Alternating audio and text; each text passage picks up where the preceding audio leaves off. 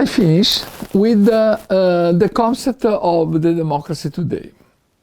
Democracy today exists to provide people with a mutually beneficial way of living together.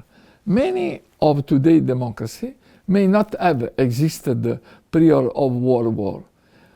This depends on leadership, authority, and community in decision-making and choice of regulation, as well as in how people are treated.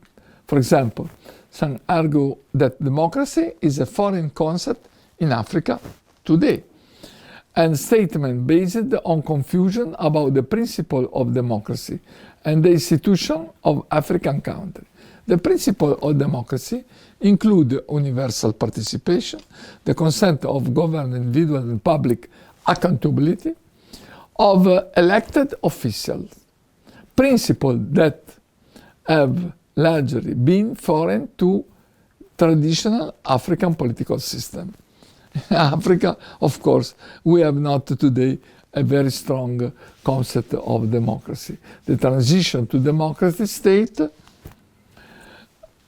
and the necessary reconstructing such as voting and election, you remember, one vote, one man, the constitution and independent judiciary risk being overwhelming for a new citizen. It is for this reason that focusing on the experience of individuals will be a useful way to enable them to have a practical and common understanding of democracy.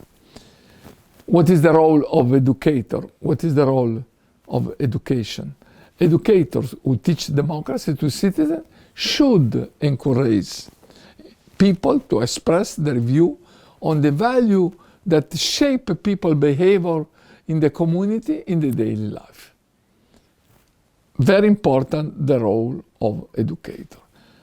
In this case, the educator will be able to create a set of aspiration and value for democracy.